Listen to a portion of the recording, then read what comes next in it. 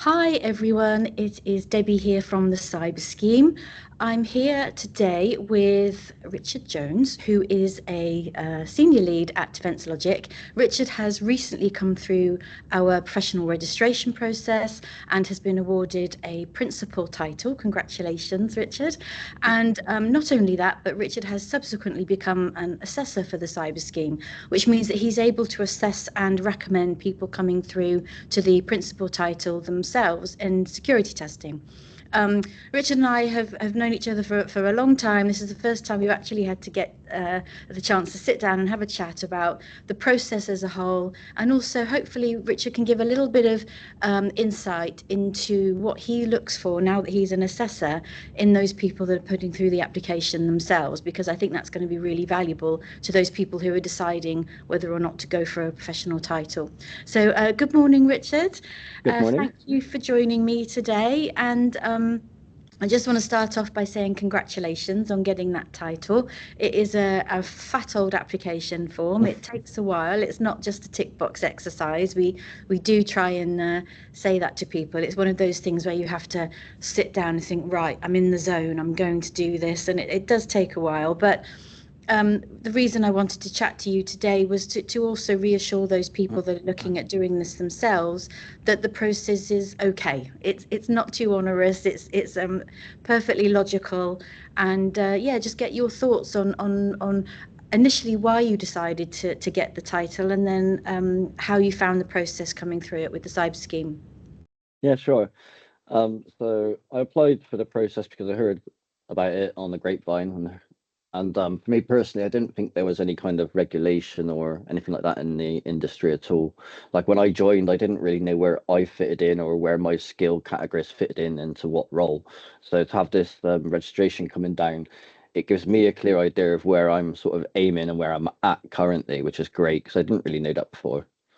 Yeah, which is great because you mentioned the lack of regulation, and primarily that's what the council exists for, is to professionalise the industry.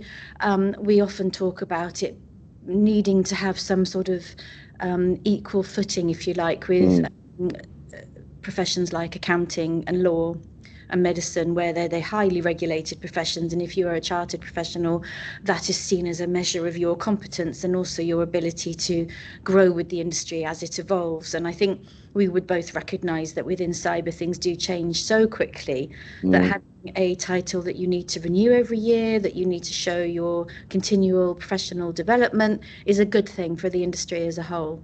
Yeah, definitely. And a good thing for the individuals as well, because it keeps you upskilled, it keeps you current in the market, which is great. Keeps you employable. Absolutely. When you went through the application process, what were your thoughts when you saw the sort of questions that you were being asked? I'll be honest, I panicked at first. Like a few others have mentioned, like my written and paperwork isn't my strongest suit. It was something I detest, but we all got to do it. I feel I'm much better when I'm in the face-to-face sort of person interview. So I felt like that was the best route for me. Questions aside, I did have to have a couple of attempts at it. I think I was quite lacking in the first place because I didn't really understand it, and obviously the process was all new at the time. So I think I was one of the first pilot people, so it was a little bit difficult to go through for me personally. But after I got over the first form, everything was really plain sailing from that point on. It was actually pretty easy.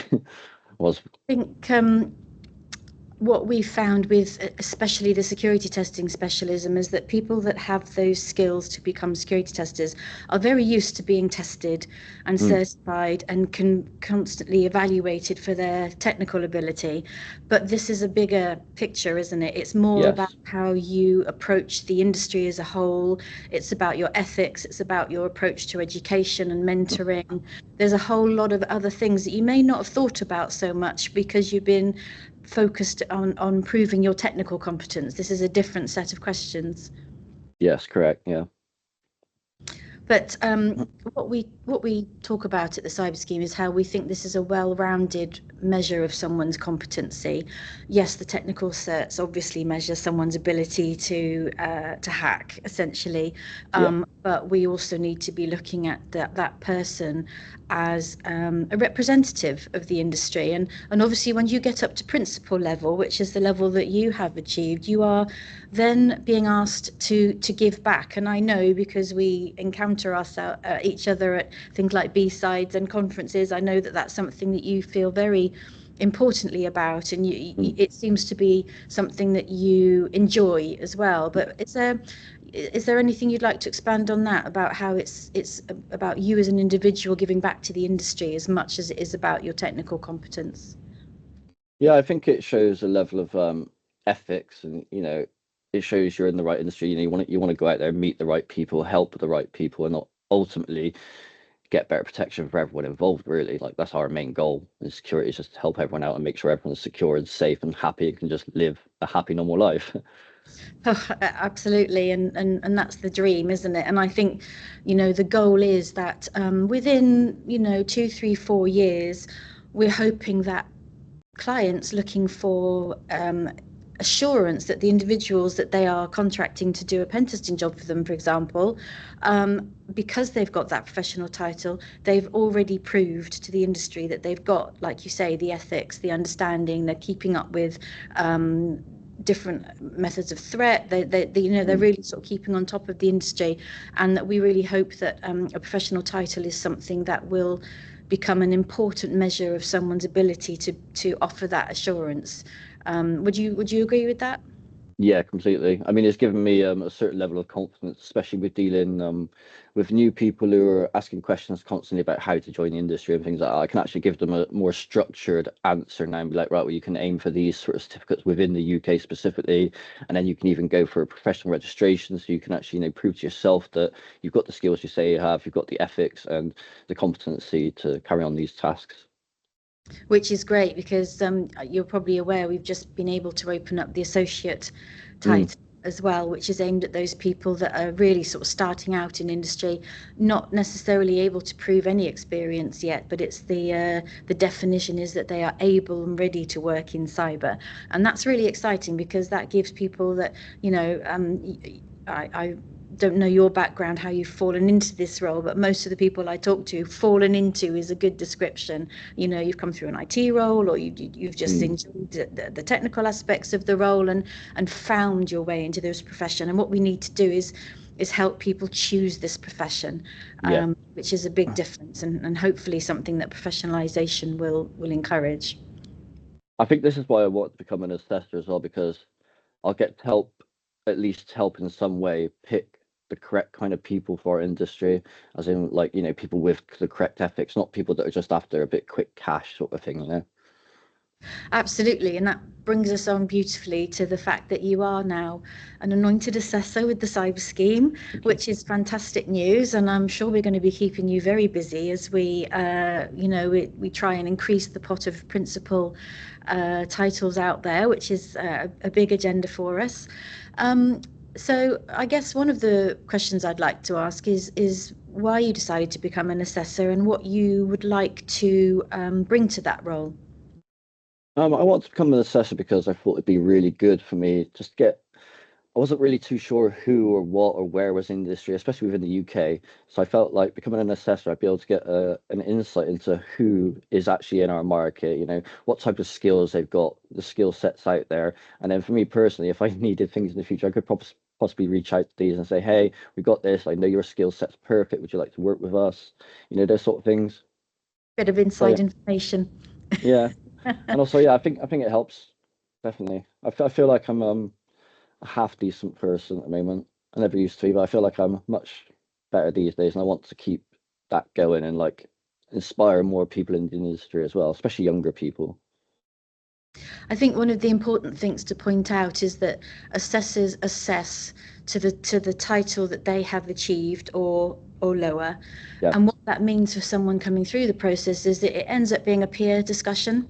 It ends up being a discussion with someone who has a similar role to the one that you have, not someone who has been in the industry for 40 years and is trying to tell you how it is. And it's a bit more about learning from each other as much as anything. And like you say, gaining information from other people in the industry.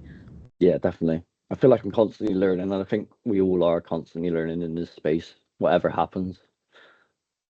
And when you have somebody sitting down with you, or you are obviously looking through their application, do you have any hints and tips for people about what you consider is what good looks like? Yeah, honesty and ethics. Like I see a lot of people try and like say, "Oh, my team did this or my team did that." It's like we're actually looking for what you did. What is it you're bringing to the market? What is it you want to change in this space? Like we're looking for, we're just looking for like what can you do rather than what can your company do or what have your colleagues done in past engagements. It's more about you as the person, as the individual. That's a So really good point, actually, because I think especially at the team member level, you're very much your whole day is around being part of a team. And obviously mm, at team leader level, it's about managing that team. And what we're trying to get out of people, and you're absolutely right, is their contribution to that teamwork and their individual approach and the decisions that they made as an individual as part of that project. What we have found, we've talked to organisations that have put a few people through registration, is that they've got the same project and they're all talking yeah, about the same project, and that's absolutely fine because they will each have a different approach on it. It's not like you can say, oh, that's my project to talk yeah. about. As long as you've got a valuable role within that project and you can talk about the decisions that you've made as an individual, that's what we want to hear about. Exactly. So I, as an assessor, want to see exactly what you have done, so then I can assess what you have done rather than what your organization has done. I mean, we're here giving people registration, not the companies. So yeah, I really do need to know about you as an individual and how you're going to affect cyber really, and how you're going to make it even better than it is now. Absolutely. And on that note, we talk a lot about CPD and the fact that in order to renew your professional title, you need to have put in 25 hours a year, 75 hours over 3 years, and that can be audited at any time, and that the cyber scheme will be knocking on some people's doors and saying, can you show me evidence of your CPD? What would you, again, describe as what good looks like? Because what we are trying to avoid is people just sort of turning up at events and saying, I was there for 8 hours, so that's eight Mm. hours for me. What would you see as being worthwhile from a professional development perspective? For me personally, it would be someone who is actively engaging, not just going to events, because we can all go to events. It's someone who's going to events, they're up on stage, they're passionate about a subject that they really believe in, and they're sharing their GitHub, their projects, their code, or they're helping new people to learn that specific aspect. Like that's the sort of thing I think we're after. Yeah, definitely. And do you try and get out of people during the initial application process whether they are already engaging in that sort of activity? Yeah, definitely, because I like to see people are really engaging with everyone else. Because the more people engage with other people, the more conversations that happen, and the more things we can get done in a quicker time. So I feel like Just being open and honest. Yeah, yeah, no, that's really good advice.